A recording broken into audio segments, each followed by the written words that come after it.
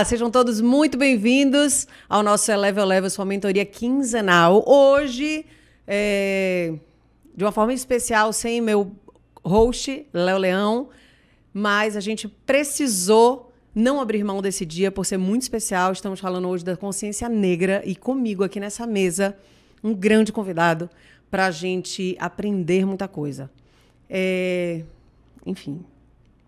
Ele é mestre em desenvolvimento territorial e gestão social, com mais de 18 anos dedicados à gestão pública em Salvador.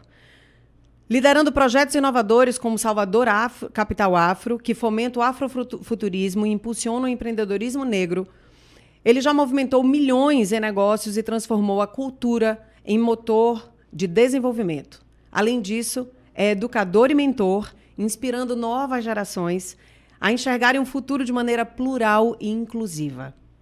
Prepare-se para uma conversa que une afrofuturismo, inovação e o espírito de Salvador. Comigo aqui, ele, Walter Pinto Júnior, subsecretário da Cultura e Turismo da nossa cidade de Salvador. Querido, muito prazer, obrigada pelo convite.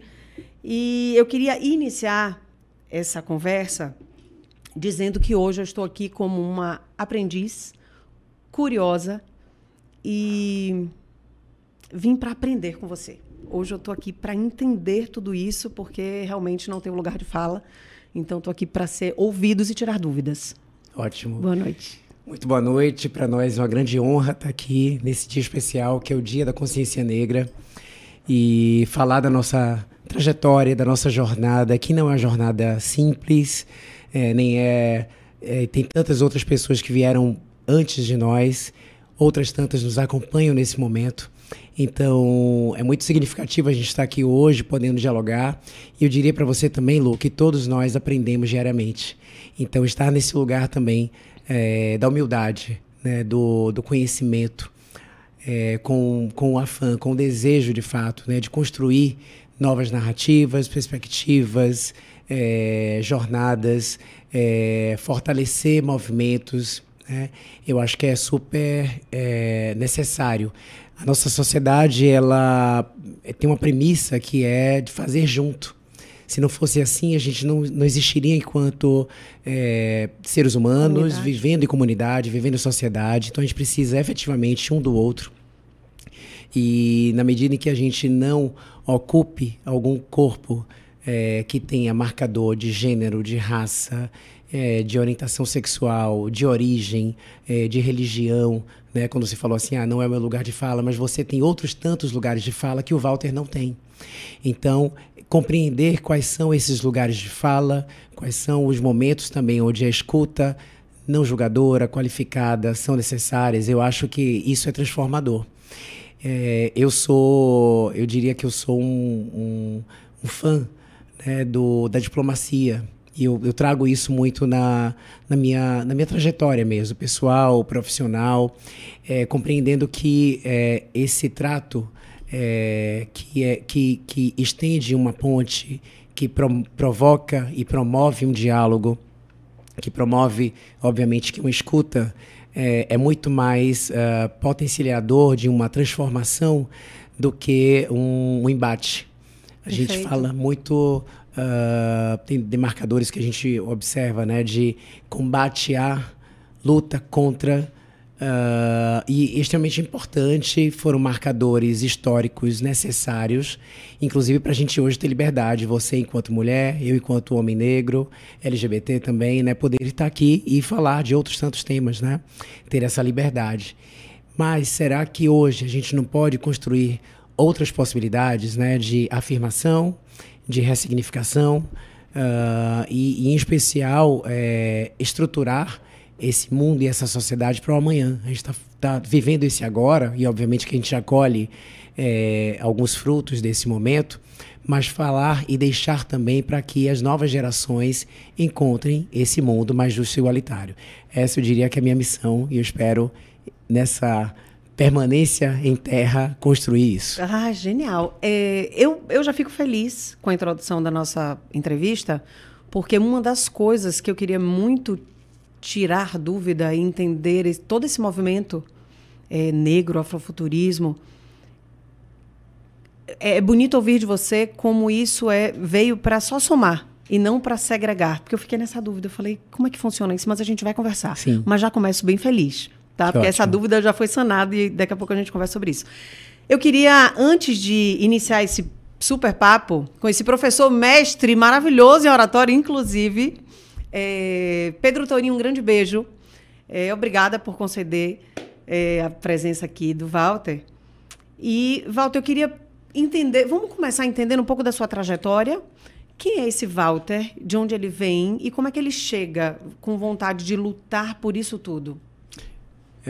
Então, vamos começar com o Walter, chamado de Júnior, né? Eu herdo o nome de meu pai, com uma figura que hoje tem 83 anos e que eu admiro, né, imensamente.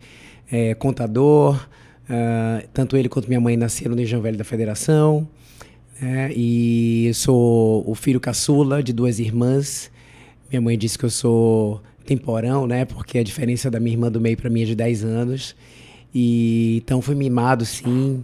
Tive o cuidado ali, para além dos meus pais, das minhas irmãs que já tinham idade um pouco mais avançada. E esse Walter que cresceu num ambiente de afeto, num ambiente estruturado, né? Numa família e num lar estruturado. E que tinha ali, eu hoje olhando um pouquinho para trás, eu observo algumas características de liderança e de mobilização muito presentes ainda na minha infância, né? Nas brincadeiras, né? No convívio com a turma do prédio, com as pessoas do bairro, da federação, né? Onde eu cresci. E isso se reflete, obviamente, na vida adulta, né? Uhum. E então estudei no ISBA, depois eu fui para a escola técnica, depois fui para a UFBA para cursar engenharia civil. Não concluo o curso de engenharia, achei naquele momento que era um curso muito segregatório mesmo, então não me senti em nenhum momento confortável quando deixei de ter as disciplinas mais elementares, né, do curso de engenharia e passei a cursar as disciplinas na Politécnica. O que você chama de segregatório? Então, eu achava um ambiente hostil mesmo, né, entre os professores. Na Federal? Na Federal, sim. Eu entro num processo, inclusive, antes das cotas, né, ali dos 2000, quando eu acesso a universidade, e tendo um curso que é majoritariamente masculino. Hoje tem mais mulheres, por exemplo, no campo da engenharia civil, né? Pessoas pretas, eu era o único, né? Então a gente fala muito dessa solidão, né? Dos corpos únicos em alguns lugares. Eu era o único estudante preto de engenharia naquele momento. Hoje, com a política e as ações afirmativas, né? Política de cotas, a gente observa uma UFBA diferente. Durante algum tempo, pós-mestrado, eu fui professor visitante e eu vi uma nova universidade, inclusive na escola onde eu me formei, que foi a Escola de Administração. Então isso é muito simbólico, Lu. E então, naquele momento, em 2000, sim, eu me senti, por muitas vezes, né, pelos atravessamentos sociais, raciais, desses marcadores que eu trago comigo, que era um ambiente que eu não me encaixava, né? Então, muitas vezes não era nem convidado pela patota, né, pelos colegas, para fazer uma série de atividades, né? Então, com certeza, isso tinha componentes ali raciais e de gênero envolvidos, né? E por muita resistência da família, que não queria que eu saísse desse curso, queria que eu concluísse, eu larguei por volta do 6º semestre, fui para a Escola de Administração, num outro vestibular na Universidade Federal, para fazer o curso de Administração Pública. E me identifico muito, né, porque encontro professores muito mais atentos ao processo de desenvolvimento, mais acolhedores, colegas também que me ajudaram na minha formação pessoal, profissional e acadêmica. E sigo, inclusive, nesse desenvolvimento na própria Escola de Administração, no mestrado que eu fiz, que foi mestrado em Desenvolvimento e Gestão Social, que para mim foi também um divisor de águas enquanto possibilidade, né, de atuação, inclusive, na academia. E aí, nesse meio tempo também, faço concurso na prefeitura. Acredito que em 2002, eu recebo chamado em 2006, quando nem mais esperava, né? A gente, quando vira concurseiro, a gente vai esquecendo quais concursos foram feitos, acompanha o gabarito, depois meio que esquece. E chegou um telegrama na casa dos meus pais, eu já não mais morava com meus pais, e minha mãe dizia que tinha então uma correspondência para mim, e quando eu acessei era o telegrama da prefeitura convocando para assunção ao cargo. E achei aquilo incrível, né? Não esperava naquele momento. E quando tomei posse, em 2006, fui designado para a Secretaria de Educação. E eu digo, Lu, que foi uma grande escola, realmente, porque eu tive contato com realidades socioeconômicas que não muito distantes da minha, né? Que cresceu dentro de um condomínio, de um edifício, de classe média, e eu tive contato com duas realidades de comunidades, da Roça da Sabina e do Calabar, de estudantes que iam para a escola para além das questões educacionais, mas para ter alimentação, para ter um abrigo, enquanto suas mães, muitas vezes solo, estavam trabalhando. Então a escola ainda hoje é esse lugar de acolhimento, de transformação e de ressignificação da vida dos sujeitos. Então eu tive contato ali com crianças que tinham na porta o tráfico de drogas, com violências extremas, com vulnerabilidades socioeconômicas extremas, com acesso a serviços de saúde, acesso a saneamento básicos, que de longe eu imaginava realmente acontecer, porque uma coisa é um contato a partir do que se ouve, do que se vê em TV, do que se entende enquanto literatura, e um outro é viver, né, experienciar isso, sim, ou então conhecer alguém que de fato traga essas narrativas.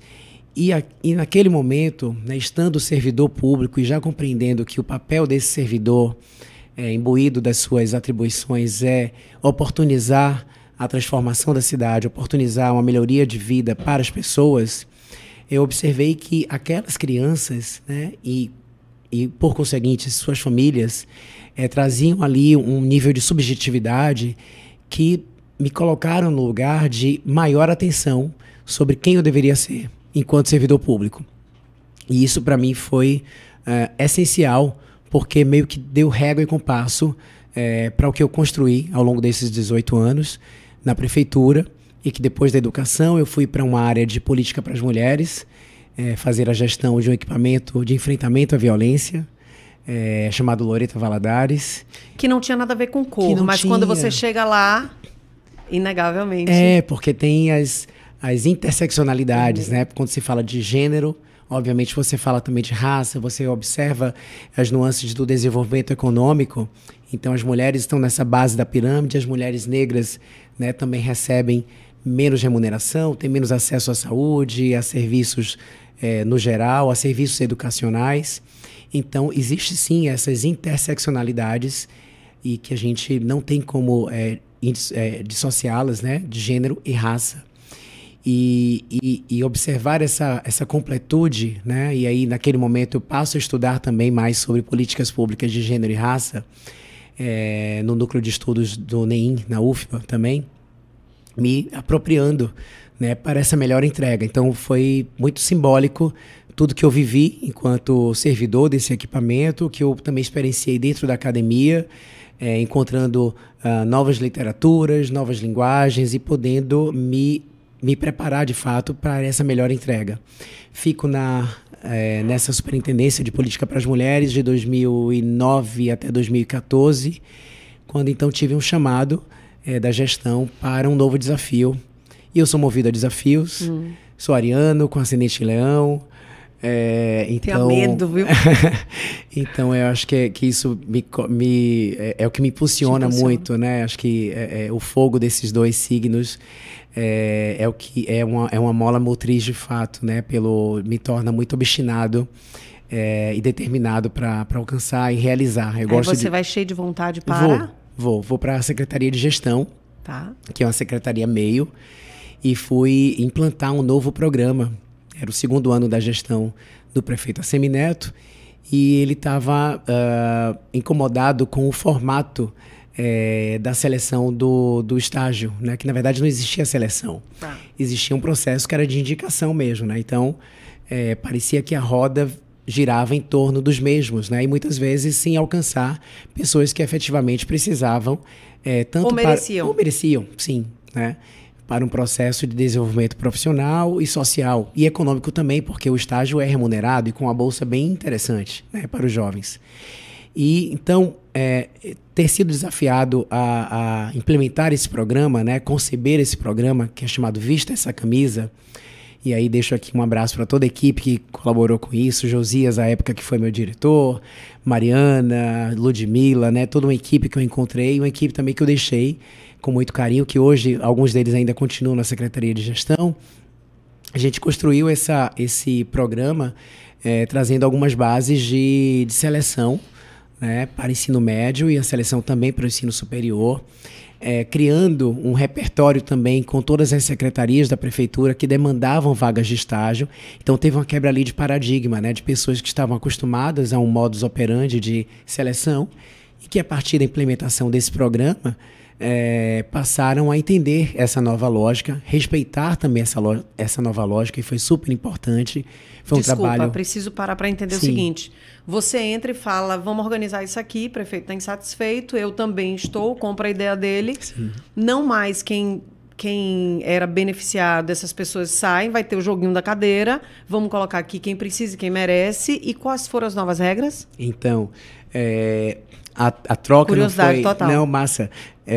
Realmente foi uma mudança assim nesse baba, e aí a mudança não foi progressiva, obviamente. Quem já tinha contrato não foi desligado, mas à medida em que uma vaga desse estágio, que de no mínimo 6 meses, no máximo 2 anos, né, não havia renovação, a gente tinha ali um quantitativo de vagas para ofertar para um processo seletivo, que teve prova, né, uma prova que inclusive no primeiro ano foi feita na raça, né, criando provas com gabaritos diferentes, não tinha empresa selecionadora, por exemplo, né, então foi tudo feito com muita dedicação dessa equipe que eu aqui falei, que se dedicou, que buscou apoio com a Secretaria de Educação, que buscou espaços onde esses estudantes fariam as provas, cuidando de toda a logística, né, com envelopes lacrados, né, com fiscais de sala. Foi quase um mini vestibular, um mini concurso, sem estrutura devida, né, mas com vontade de fazer.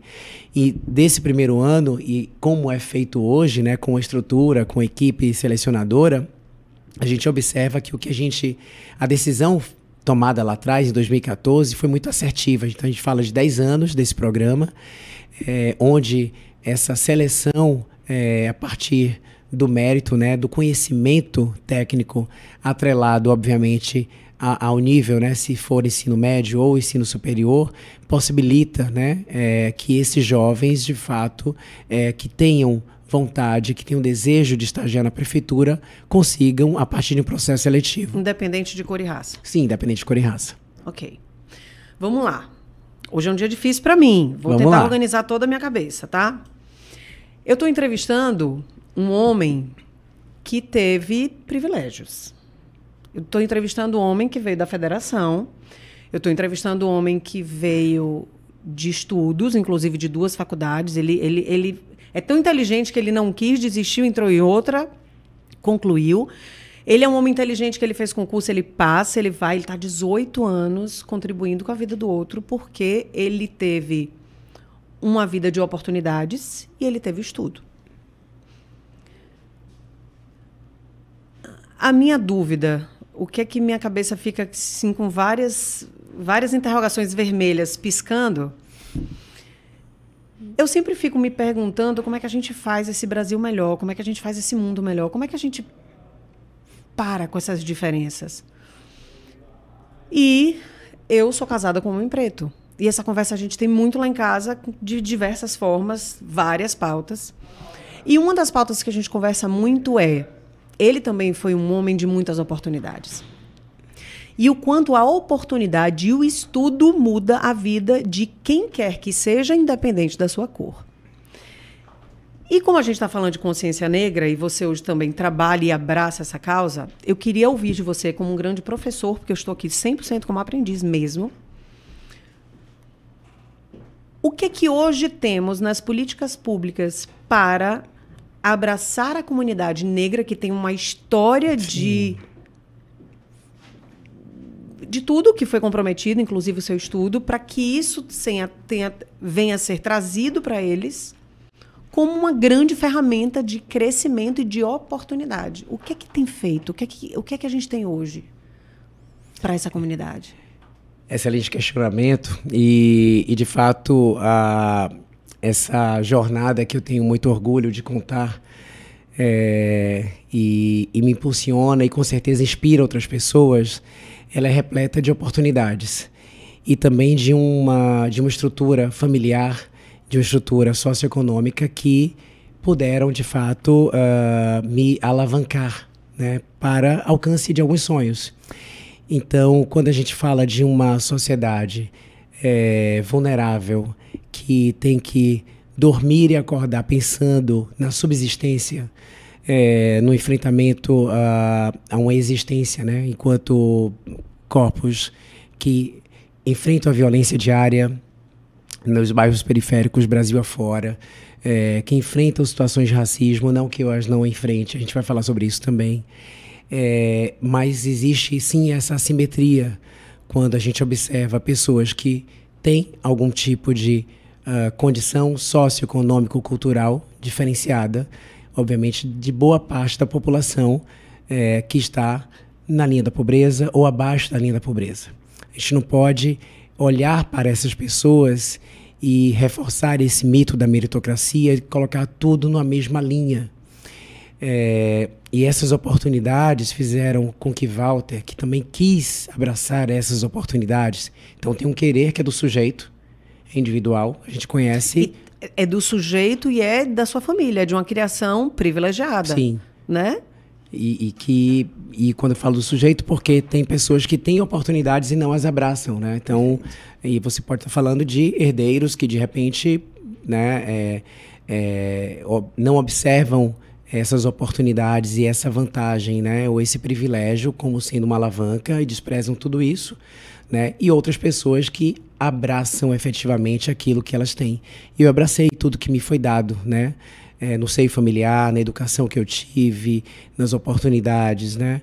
E isso me fez uma pessoa diferenciada, óbvio, né? Me colocou em condições, né, de disputar um vestibular e conseguir passar, de disputar um concurso público e também conseguir uma colocação.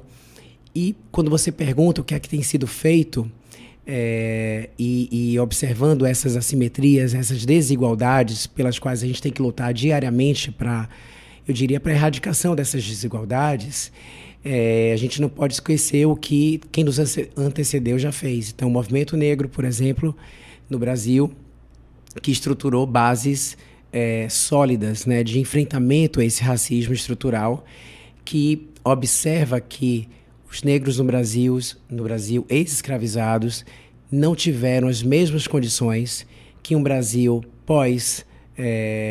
pós-processo escravocrata possibilitou a outros processos imigratórios a convite e com doação de terras, com estrutura financeira, com estrutura política para o desenvolvimento. Eu estou falando de populações europeias, que se alicerçaram no Brasil, de populações asiáticas também que se alicerçaram no Brasil, e o mesmo não aconteceu para essa população remanescente, né, aquelas que não voltaram para a diáspora africana, não voltaram para o continente africano, e que aqui ficaram e que não tiveram nenhum tipo de oportunidade, porque o Brasil pós-escravidão, pós-1888, a gente não está falando de um Brasil que mudou sua concepção e observou essa pessoa negra com outro olhar, garantindo para ela direitos. Não, essa mesma população, ela não tinha direito que outra população não negra tinha. A exemplo, acesso à educação,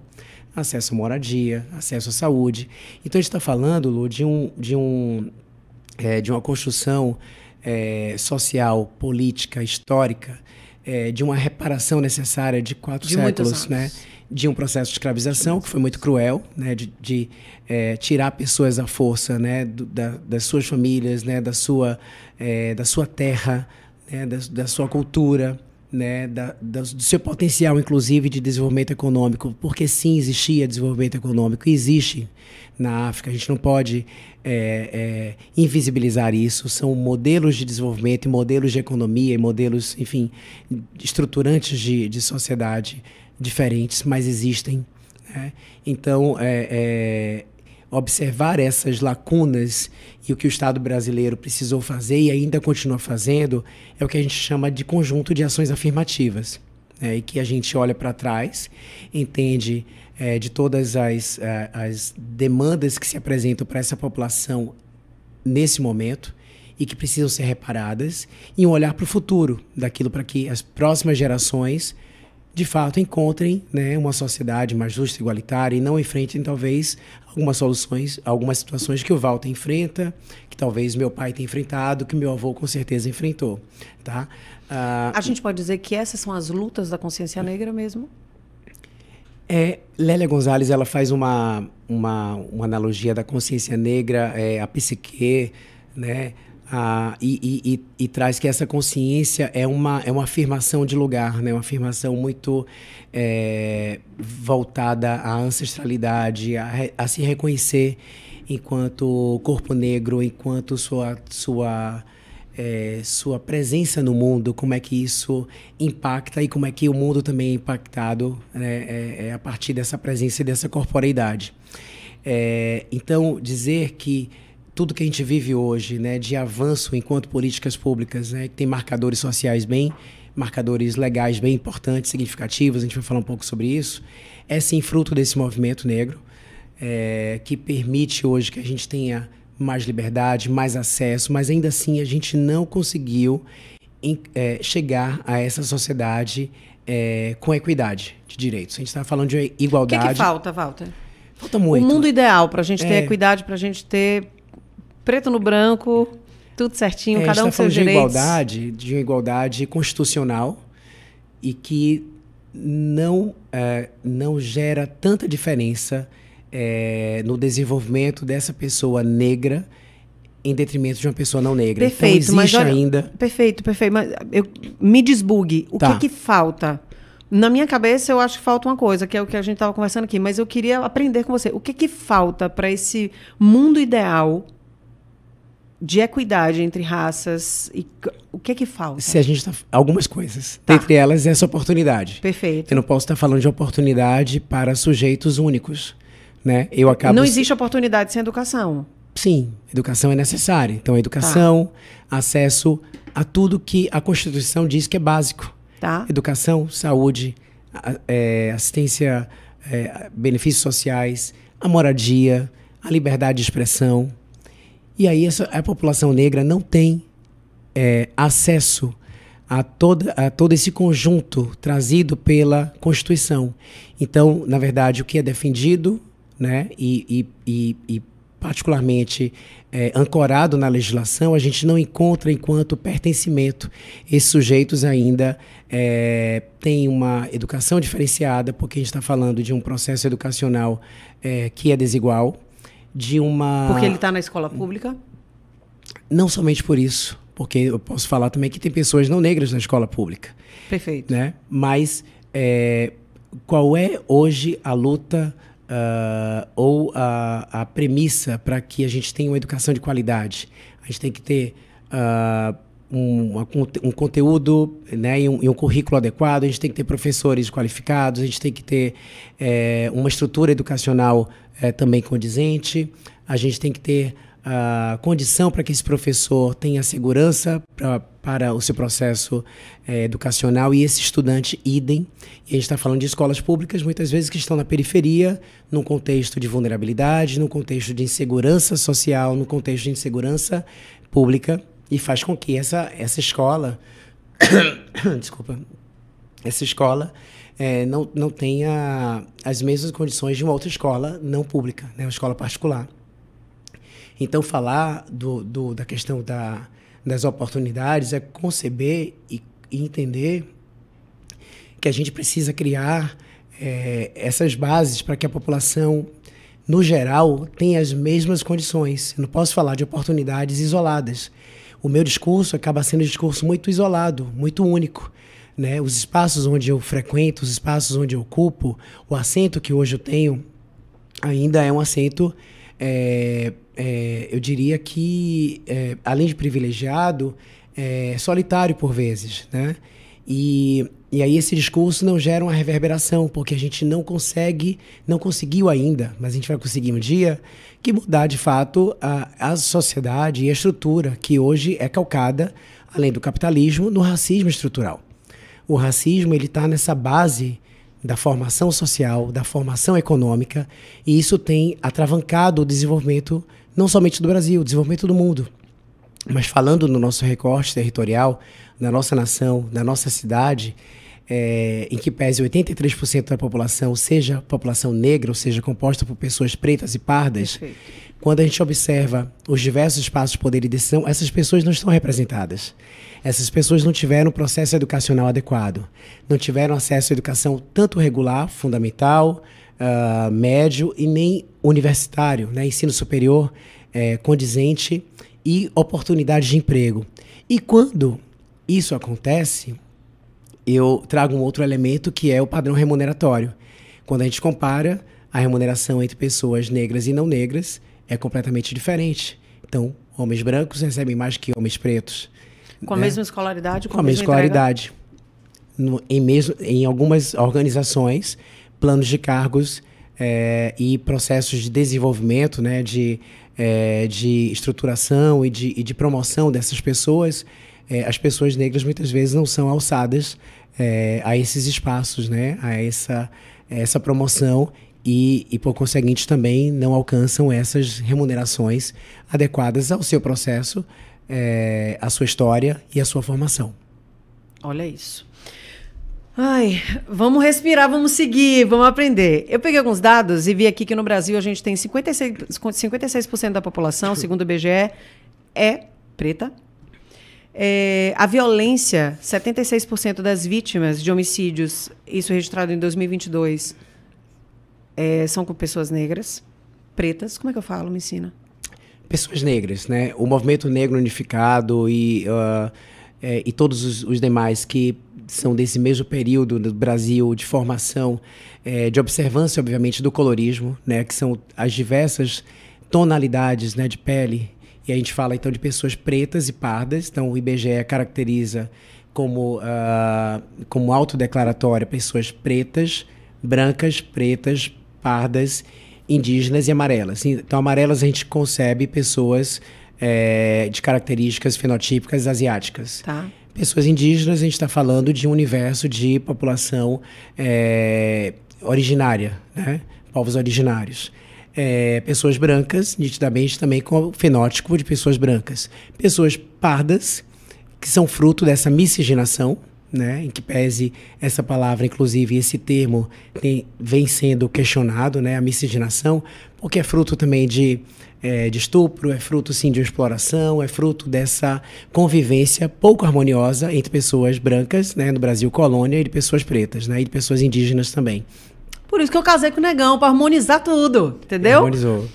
Um negão tirar o chapéu, meu marido. Agora, deixa eu te dizer um negócio, uma experiência foi engraçada. Eu tive 2 filhos e no momento que eu tive esses meninos, eu ainda com a barriga aberta, sem fechar, literalmente, a enfermeira veio me perguntar a cor do meu filho.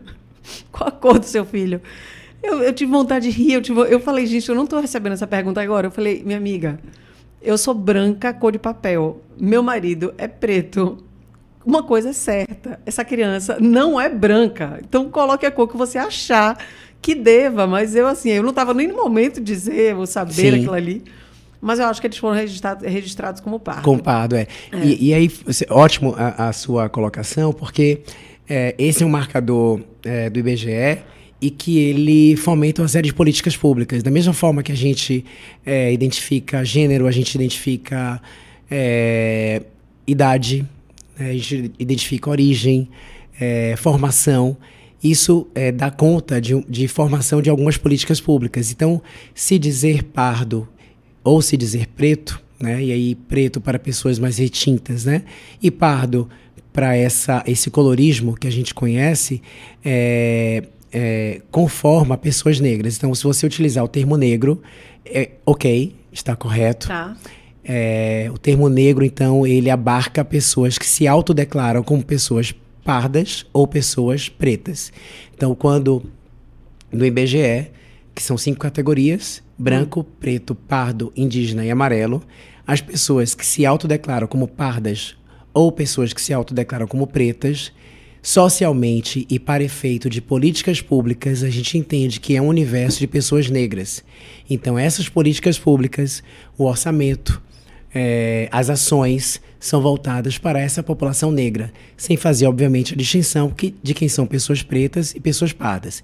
Em que pese, Lu, eu trago para vocês também a informação de que mulheres pretas, por exemplo, são as que menos têm analgesia e anestesia em procedimentos médicos, inclusive parto, que você trouxe agora há pouco, né? Por estar no consciente coletivo, imaginário e perverso, né, de que mulheres pretas podem suportar mais dor que mulheres brancas, por exemplo, né? Então, dentro desse colorismo, eu não vou dizer que pessoas pardas têm mais privilégio ou têm mais vantagens em detrimento de pessoas pretas. Não é esse o discurso que eu quero trazer. Mas eu quero trazer elementos de que o racismo estrutural é tão perverso que a tonalidade de pele e a passabilidade desse sujeito, a formação desse sujeito. Eu, por exemplo, tenho atravessamentos que talvez uma pessoa que não tenha a mesma formação acadêmica que eu tenho não enfrente, né? Então, existem sim assimetrias, existem sim, eu diria que observações e atravessamentos desiguais dentro da sociedade entre pessoas pretas e pardas, né? Mas todas sim conformam essa população negra, que em Salvador é de 83% da população. 83, perfeito. Aí vim para Salvador, capital mais negra, fora Sim. da África, uau! E 83% da população preta ou parda. E, obviamente, isso influencia na cultura, na nossa música, gastronomia e tradições. Aí vem Walter e para na nossa Secretaria de Cultura e Turismo, fazendo um alvoroço nessa cidade. Conta para mim o que é que tem, o que é que a gente pode celebrar com a sua chegada, o que é que a gente tem hoje nessa capital mais preta do Brasil, para que a gente possa contar para as pessoas ficarem sabendo e entenderem seu trabalho. Eu tenho falado muito da necessidade do poder público acessar efetivamente os meios de comunicação e apresentar tudo que vem sendo feito, porque a gente trabalha muito, tem entregas tão simbólicas que vem transformando a vida de pessoas, e a Prefeitura de Salvador entendeu sim a necessidade de observar essa população com o devido cuidado, a devida atenção, porque se é a maior parte dessa população, o orçamento público tem que também figurar para essa população. Projetos, programas e ações também têm que atender essa população. Então isso está no nosso lema, isso está no planejamento estratégico. O prefeito Bruno Reis foi muito assertivo quando trouxe isso para o planejamento estratégico, para que mais de 80% das ações, programas, projetos e orçamento públicos estejam dedicados a essa população. Dessa forma, assim, aí voltando um pouco à sua provocação, dessa forma, assim, que a gente começa a construir algumas estratégias e narrativas de enfrentamento a essas desigualdades raciais, criando um momento e um cenário, né, em uma sociedade que caminha para um processo de equidade. Salvador também é a primeira capital que tem um estatuto, que é o Estatuto da Igualdade Racial e de Combate à Intolerância Religiosa. É um marcador. É a única cidade? É a única cidade, é a única capital, né? Depois dela, a gente passou a ser utilizado como benchmark, e espero que outras tantas cidades tenham, né? Que outras tantas capitais, né? Mas a gente precisava, sim, né? É uma premissa. Estatuto, Walter, Estatuto da Igualdade Racial e de Combate à Intolerância Religiosa. Okay. Que a gente está falando de uma cidade que fala de diversas religiões, inclusive respira, né? Exatamente. Então, esse marcador, que é um marco legal, né, aprovado na Câmara Municipal de Salvador, estabelece um conjunto de diretrizes nas áreas de saúde, né, para que a gente não tenha situações como essa que eu relatei agora há pouco, nos serviços de saúde, na educação, para que a gente tenha educação de qualidade, né, também para pessoas negras, sem realizar discriminação em razão da raça, cor, acesso à habitação, ao saneamento básico, ou seja, todos os direitos garantidos em Constituição, a gente traz uma leitura disso, um reforço, compreendendo que sim, que existe esse racismo estrutural, que a gente precisa combatê-lo, que a gente precisa se aliar, inclusive as pessoas brancas, né, as pessoas não negras, porque essa é uma luta de todos nós. Não dá para a gente transformar essa realidade sem contar com todas as pessoas. Aquelas que, obviamente, têm algum tipo de privilégio vão ter que abrir mão de alguns espaços, de algum privilégio, para que a gente tenha essa sociedade mais justa e igualitária. Então, além do Estatuto, a gente tem uma Secretaria da Reparação, que traz um conjunto de ações afirmativas, como cotas nos concursos públicos, cotas nos processos seletivos de curta duração, que a gente chama de REDA, cota também para os processos culturais, quando a gente tem os editais de fomento, né, descentralizando o recurso público para diversos fazedores de cultura, como a gente carinhosamente chama, né, que são produtores, atores, artistas, enfim, toda a cadeia produtiva da economia criativa e da cultura, podendo acessar recursos públicos através de edital. Hoje, 50% está garantido na política de cotas, que é uma ação afirmativa, né? Isso não existia? Não existia. Né? A política de cotas completa um primeiro ciclo no Brasil, né, e a gente amplia a necessidade observando todas as tendências, os indicadores de desenvolvimento educacional, social, político, né, e observa que ainda existe uma série de lacunas, existem desafios a serem vencidos, portanto, ações afirmativas como a política de cotas não pode ser rescindido nesse momento.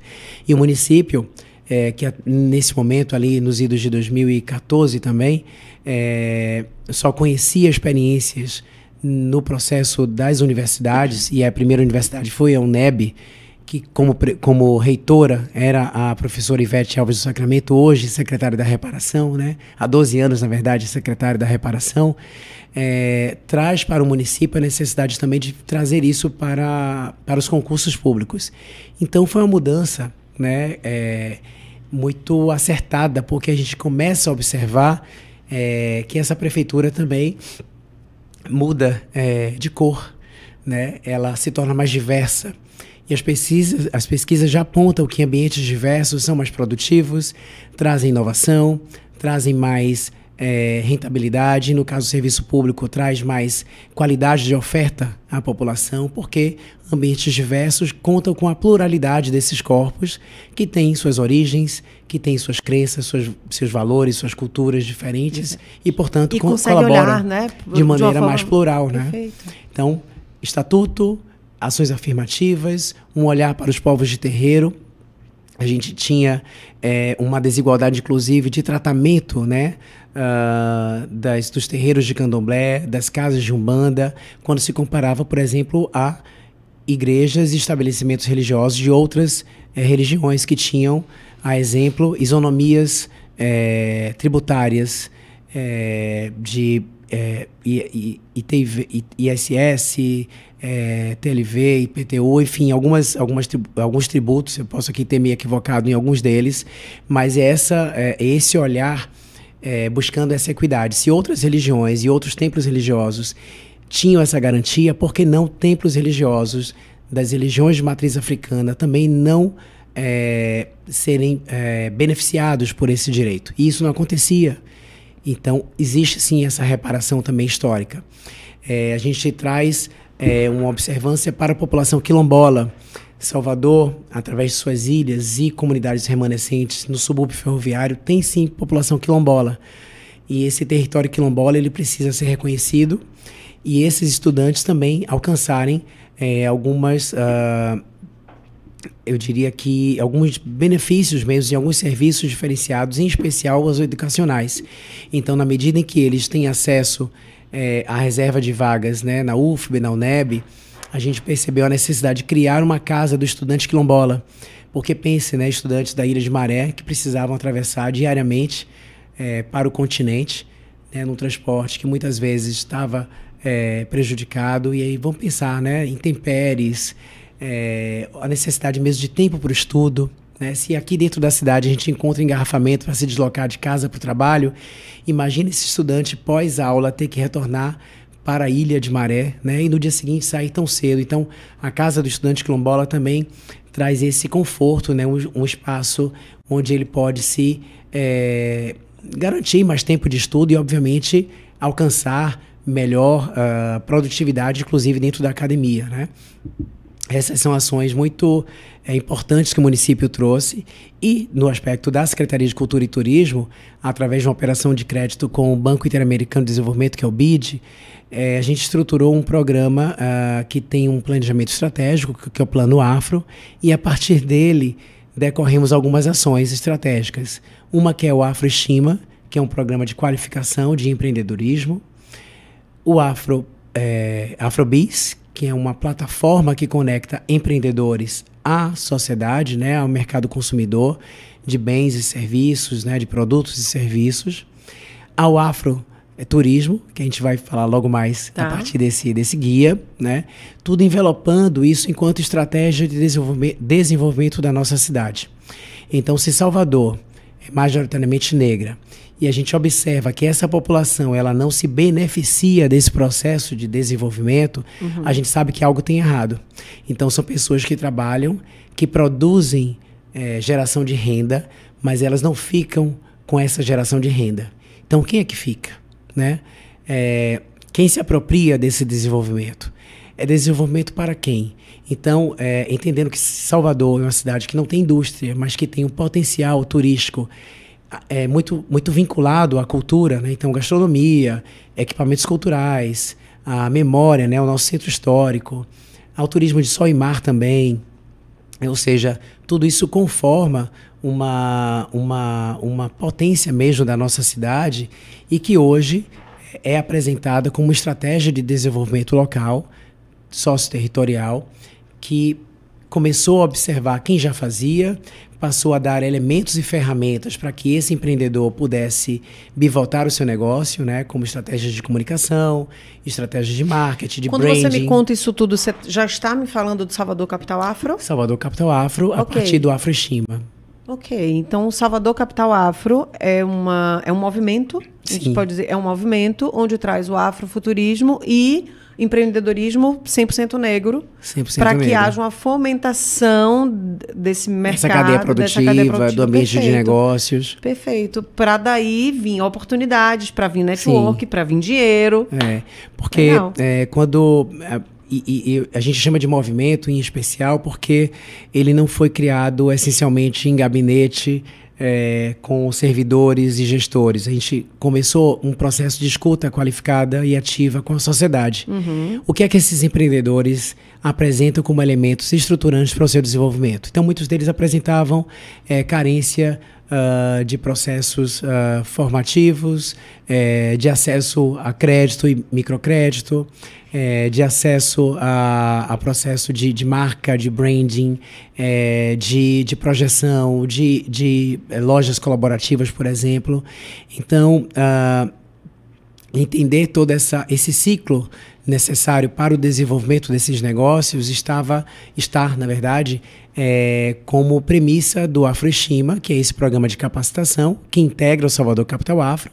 Depois desse processo formativo, esse empreendedor ele tem uma janela de oportunidades a partir do Afrobiz, que trouxe potenciais investidores com capital anjo, trouxe possibilidades de rodadas de negócio para conectar quem produz produto e serviço a quem pode ter um potencial de tanto de consumo quanto de escala, né, desse negócio. Então, fazer esse match, né, coisa que talvez empreendedores negros não tinham, a gente colocou no centro da discussão e oportunizando e aí trazendo isso para o centro de convenções, para salões dentro de hotéis, ou seja, mesmos espaços onde talvez empreendimentos brancos também já tivessem ocupado. Então, é dar, né, condições iguais. Então, assim a gente está falando de equidade, né? Walter, e transformando o potencial. O que acontece com o branco que está morando numa situação de vulnerabilidade, que não tem oportunidade, que não tem educação, que tem uma casa vizinha do negro, Sim. e que queria também estar lá no empreendedorismo negro? como é que ele consegue? Como é que ele chega? Como é que No Salvador Capital Afro não chega. Esse é um programa demarcadamente afrocentrado. Tem uma missão da sua existência. A gente está fazendo uma reparação histórica. Essa população, a todo tempo, né, desde o período escravocrata até o pós-escravocrata, até nos dias atuais, a gente está falando não de uma segregação como o apartheid, que a gente conhece historicamente da África do Sul, ou de processos que o norte-americano, né, também enfrentou, porque lá é um racismo de marca, e aqui, não, de origem, o nosso racismo é de marca, né, o racismo estruturante. Então, a gente precisou dar resposta eficaz para essa população. Para um carro que já veio quebrado, né? É um conserto de um carro que... Sim. Ok. Então, eu também não posso invisibilizar ou entender que não existe no Brasil, na nossa cidade, uma questão que é socioeconômica, de desenvolvimento, né? Então, oportunidades, acesso ao mercado, acesso à educação, de fato, as pessoas vulneráveis como um todo deixam de ter acesso e têm um potencial de desenvolvimento menor do que as pessoas que acessam, têm um poder aquisitivo, têm um poder econômico, vem de uma tradição familiar, vem de um apoio estruturante, vem de uma sociedade que legitima a sua fala, que legitima sua presença, que legitima a sua existência. A gente está falando de corpos negros que são abatidos, né? E uma mesma população branca não é, por exemplo, alvo, né, tanto da segurança pública e também da própria violência urbana. Tá. Né? Eu vou te contar uma coisa interessante, que eu vivi tem pouquíssimo Sim. tempo. Eu fui para um evento de empreendedoras, mulheres fortes, com resultado, mas um movimento negro. E eu fui de última hora, porque meu nome não tinha sido aprovado na lista. Eu já morei fora e eu já fui muito maltratada por negras. E em diversos momentos, e nesse evento, no final, as pessoas puderam falar um pouco de si, vender um pouco do seu negócio, falar do que estavam construindo. E que engraçado, eu olhava aquele microfone, eu tinha vontade de falar das coisas que eu estava construindo enquanto mulher, mas eu sabia que naquele ambiente eu era loura, branca, do olho azul, e aquele microfone não me cabia. E como não é dor, mas é como se naquele momento, nos momentos que eu não fui bem tratada por negros, porque isso já existiu diversas vezes, eu nunca consegui sentar no cantinho e falar que eu fui discriminado, que eu sofri um racismo, porque eu falei, eu não carrego a história que eles carregam. Mas nesse evento eu pude sentir um pouco de não ter o microfone, de não ter a voz. Não como uma vítima, mas me colocando no lugar de mulheres negras que por gerações não tiveram a voz e não tiveram o microfone. Sim. E como é ruim. Como é ruim você estar num lugar que você é mulher, que você está construindo, mas você não tem fala. Então, meu total respeito às mulheres negras que lutam e conquistam, porque quando eu falo eu sou mulher negra, Sim. eu entendo porque ela fala sou mulher exatamente. negra, porque ela tem um passado que ela precisa bater no peito. Eu não preciso bater no peito. Eu não carrego essa história. Então, é legítimo e foi rico eu ter vivido isso. Muito rico. Essa é uma oportunidade que muitas pessoas devem se mobilizar para que tenham, né? Porque, obviamente, aquelas que estão mais abertas a um processo de transformação, a um processo empático, a um processo onde elas vão se colocar como aliadas. Então, eu posso olhar para você hoje e entender que você é uma aliada da luta antirracista, que não é uma luta só de pessoas negras, óbvio. Né? A gente precisa Nem pode ser, senão vira racismo, senão vira segregação. Perfeito. A gente precisa contar com toda a sociedade para compreender que o racismo existe, né? Aquela máxima, né, de que e a gente continua nas pesquisas encontrando essa resposta, né, de pessoas que acreditam que o racismo existe, não se veem como racistas, então parece que o racismo ocorre, né, por um invisível, né? Então, quem é esse sujeito invisível que provoca esse racismo? Então, se entender enquanto muitas vezes racista e se colocar num processo de desconstrução, né? Se colocar num lugar de empatia, né? De entender como você fez. Não, esse momento eu não vou usar o microfone, né? A todo tempo elas tiveram microfone, acesso, desenvolvimento negados. Esse é o espaço delas. Posso aprender mais com elas. E aí Posso me aliar a esse... E aí, sabe como foi que terminou esse dia? Com um show maravilhoso de Xênia. Sim, incrível. É incrível. Eu emocionadíssima. Falei, gente, que potência de mulher. O que é isso?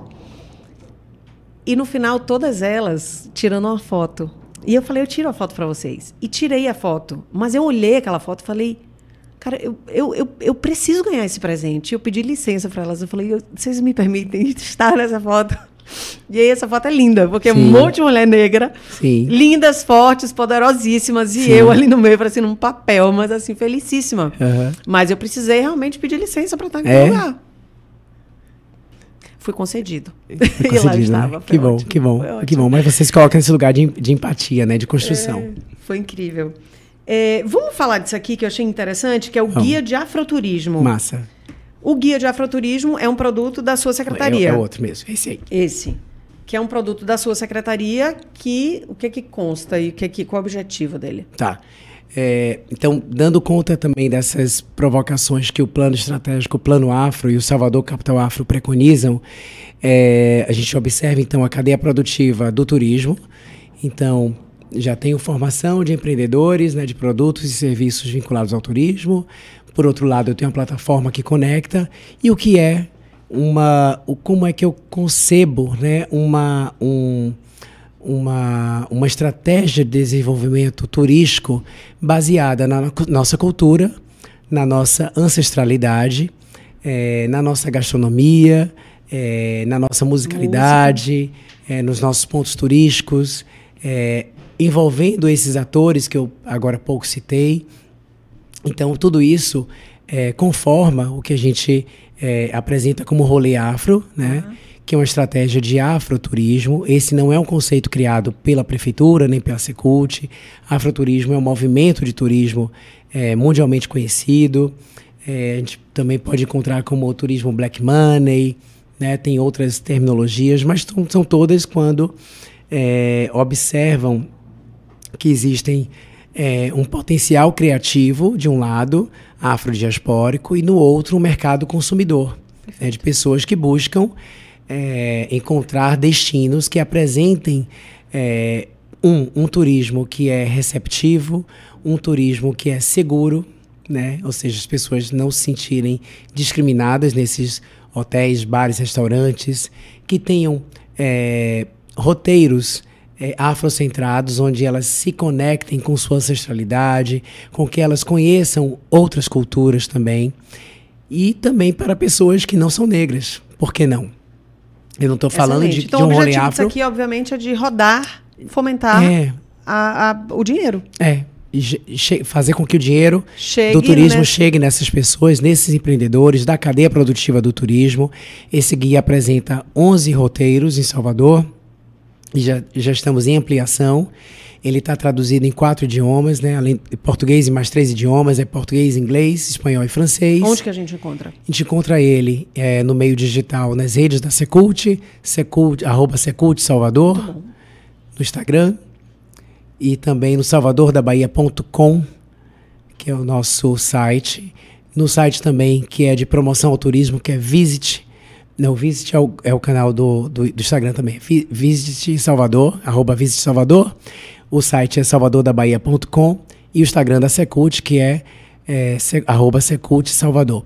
O material em PDF está lá. Secult, fala, quero o guia. Os equipamentos tem, os hotéis têm, a gente está distribuindo bastante, fomentando que todo mundo, os guias turísticos, os receptivos, se apropriem desse roteiro e ofereçam isso como opção. Muitas vezes quem chega a Salvador, o que é que tem para fazer? Talvez, se a esposa daquele jogador de futebol que está rodando nas redes sociais, que tirou todas as joias para ir no Pelourinho, tivesse o guia, ela não teria precisado tirar tudo, não precisava estar com tanto medo assim, tá? Faz favor, precisa voltar na cidade não. Viu, querida? Vamos lá, isso aqui é o quê?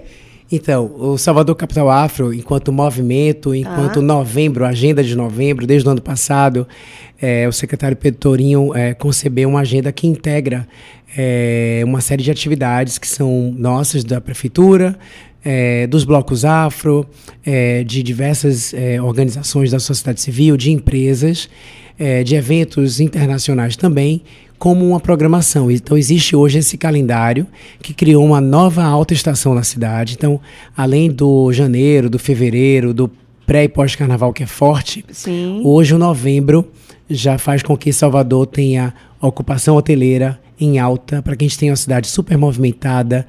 Hoje estive no Pelourinho, vi as ruas, né, fervilhando. Então, isso é ótimo para a economia, que vai desde o Uber, a Baiana do Acarajé, né, ao hotel, enfim, tá todo mundo se beneficiando. E, de novo, não é só para pessoas negras. Não, a gente quer que a geração e que as oportunidades estejam para essas pessoas. Então, sim, quem oferece boa parte desse serviço é negro, mas quem consome deixa o dinheiro lá, por favor, todas as cores. Inclusive, né? Indígena, amarelo, fala de novo, as categorias, todas elas são bem-vindas. Exatamente. Então, a gente teve Afropunk, teve o Afro Fashion Day, a primeira exposição do Ecos Malês na Casa das Histórias. No dia 28 a gente abre uma nova exposição no Muncab, que é um museu que a gente requalificou, que é o Museu Nacional Afro-Brasileiro, que fica no Centro Histórico. O Festival Salvador Capital Afro, que durou 3 dias, com oportunidades de negócio. Enfim, uma cidade que está super ativada. Nessa semana a gente tem alguns blocos afros que vão fazer um circuito no Pelourinho, no Centro Histórico. Enfim, muita coisa. Genial. Antes de me despedir de você, eu queria uma mensagem para os jovens. Você como um professor, como um mentor, como uma pessoa que pôde usufruir de grandes oportunidades e que hoje cuida dessa raça e dessa cor com tanto afinco. Qual a mensagem que você deixaria para eles enxergarem um futuro diferente, assim como você teve? Desafio essa pergunta. Eu diria que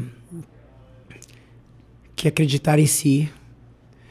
A gente cresce num ambiente onde a gente escuta que a gente não pode, que a gente é mais feio, que a gente é incapaz, que a gente cheira diferente, que a gente, enfim, não pode uma série de coisas. E a gente pode tudo.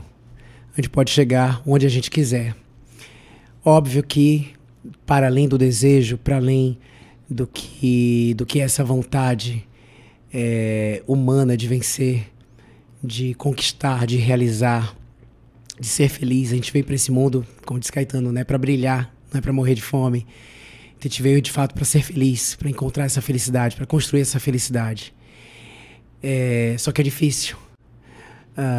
Então, a mensagem que eu trago para esse jovem é acreditar em si, se valorizar, buscar o conhecimento, buscar um processo de fortalecimento e de empoderamento, encontrar os meios adequados de desenvolvimento, de construção de um mundo melhor, de ouvir os mais velhos, Boa. mas também de entender que eles, enquanto jovens, trazem novas narrativas, novas perspectivas, e isso também deve ser considerado, não pode ser aniquilado.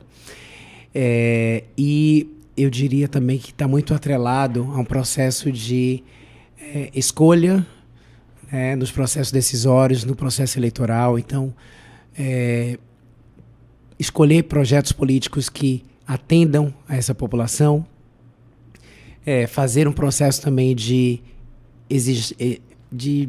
para que eles possam exigir, né, essa reparação e essa entrega do que é direito. Então, conhecer seu direito e exigir está na mesma medida, né?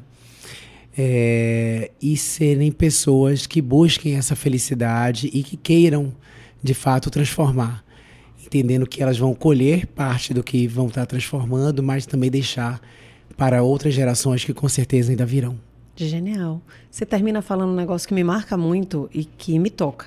Quando eu falo e vejo vocês falando da história do negro, do passado. Sei que Salvador é uma cidade de muitas religiões, respeito todas elas, mas tenho a Bíblia como meu guia de vida, manual de vida mesmo. E lá tem uma passagem que me marca muito, que é o honrar pai e mãe. E isso vocês fazem com maestria. Quando vocês reconhecem quem passou, os ancestrais, o poder de tudo que eles deixaram na vida de vocês e a consciência de tudo que vocês fazem para ser teto para os que virão. Então, isso para mim é uma grande aprendizagem. Aprendo demais com tudo isso. Para mim, como eu te disse, estava aqui como uma curiosa, como uma ignorante no assunto. Quero te dar parabéns por essa luta. Quero dizer que estou com vocês, apesar de toda essa carcaça aqui que me cobre. E que eu acredito, de fato, que somos Sarará crioulo, né? A verdade é que você é Sarará crioulo, tem cabelo duro. De onde eu vim, com certeza também. Então, obrigada. Obrigado. Foi uma honra para mim. Para nós. Para você, Level Level, a gente se vê. E aqui é uma mesa de debate, de ensinamentos e grandes trocas. Obrigada.